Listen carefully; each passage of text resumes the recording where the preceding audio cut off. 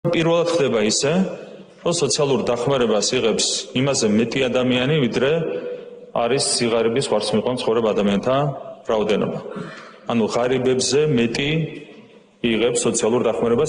Ამ განცხადებით ქართული ოცნების პრემიერმა ფაქტობრივად აღიარებითი ჩვენება მისცა. ივანიშვილის გუნდი წლების განმავლობაში სოციალურ დახმარებას იმაზე მეტ მოქალაქეზე გასცემდა, ვიდრე ამის საჭიროება იყო. კობახიძემ დღეს პრაქტიკულად თქვა, რომ ძალაუფლების შესანარჩუნებლად ქართულმა ოცნებამ სახელმწიფო ბიუჯეტი პარტიული მიზნებისთვის გამოიყენა. პირველად ხდება ეს საქართველოს ისტორიაში 90-იანი წლებიდან მოყოლებული. რა თქმა უნდა, ეს მაჩვენებელი არის გადასახედი.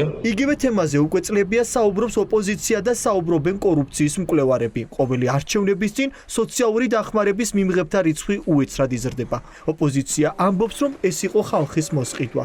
ფულს ბიუჯეტიდან იღებდა ის, ვისაც ამის გადაუდებელი აუცილებლობა არ ჰქონდა. ამას კი ერთადერთი მიზანი ჰქონდა საარჩევნოდ ხმების მიღება.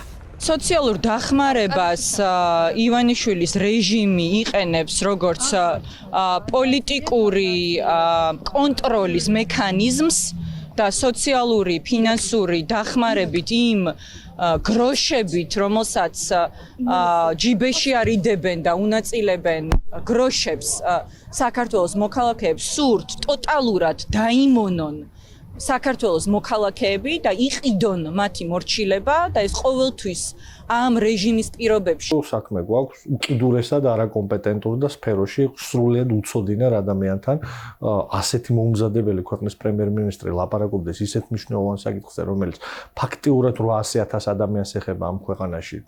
გულისხმობს სოციალურ განაცემს და სოციალურ შემწეობას.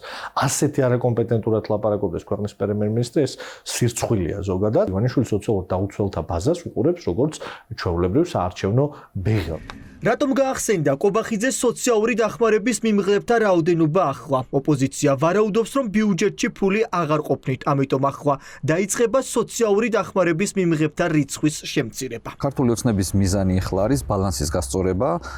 კობახიძის განცხადება ის, რომ იმაზე მეტი იღებს, ვიდრე უნდა იღებდეს, ემსახურება მხოლოდ ერთადერთს, რომ მათი ეკონომიკური ზრდა პირდაპირ არ აისახება საქართველოს მოსახლეობაზე და შესაბამისად ის ეკონომიკური ზრდა არის მხოლოდ ფურცლზე მანიპულაციის საშუალება. ოცნება მოიფიქრა ახალი, ასე ვთქვათ, მანიპულაცია, რომ ბალანსი უნდა გაასწოროს და უნდა თქვას, რომ საქართველოში სიღარიბე არ არსებობს, საქართველოს მხოლოდ ასე ვთქვათ, ეკონომიკური ზრდა არის, ანუ რეალობის მოწყვეტას ცდილობენ ეს ადამიანები, რომ რეალობა ვერ დაინახოს საქართველოს მოქალაქეებს. ოპოზიციის ამ ვარაუდს ადასტურებს ქართული ოცნების ლიდერების განცხადებებიც. დეპუტატი ოლიგარქის პარტიიდან პაატა კვიჟინაძე პირველებს უდასტურებს, რომ სოციალური შემოწმების მიმღებებს გადაამოწმებენ. ერთი ადამიანი მითხარით ოჯახი, რომელსაც სოციალურს მოუხსნით და აუხსნით, რომ გაიზარდა ეკონომიკა და აღარ ჭირდებათ სოციალური. აი როგორ აუხსნით? მაგ ჩემ დროს კი არა, თქვენ დროს მიღებული კანონია, რომელსაც მოქმედებდა კი. ჩემს დროს სკოლაში რო დავდიოდი, მე კანონებს არ მივიღებდი. თუ არ იცოდი, მაგრამ ჩვენი არ არის თქვენ კანონი, ეს კანონი არის გადაწყვეტილი და გინდათ მე შეცვალეთ კანონების შეცვალეთ, მე რა შევით. შენობაში. უნდა შევცვალოთ კი. როგორ აუხსნით? აი ვისაც სოციალური დახმარება აქვს ახლა ამ ადამიანს. აი როგორ აუხსნით, რომ გაიზარდა ეკონომიკა და აღარ გჭირდებათ სოციალურიო? არის იქ რაზე ემატება ქულები, რაღაც რაოდენობა ქულებს თუ გაცდი, უკვე აღარ ითვლები სოციალურად გაჭირებული. რა ვერ გაიგეთ. კობახიძემ დღეს მისი წინამორბედები ამხილა. სოციალური შემოწმების მიმღები მოქალაქეების კონტროლი სოციალურ სააგენტოს ევალება. ამ სააგენტოს კი ჯანდაცვის მინისტრი აკონტროლებს. ახლა ჩდება კითხვა, მიაკითხავს თუ არა გამოძიება სახელმწიფოს ფულის ფლანგვის საქმეზე ყოფილებს.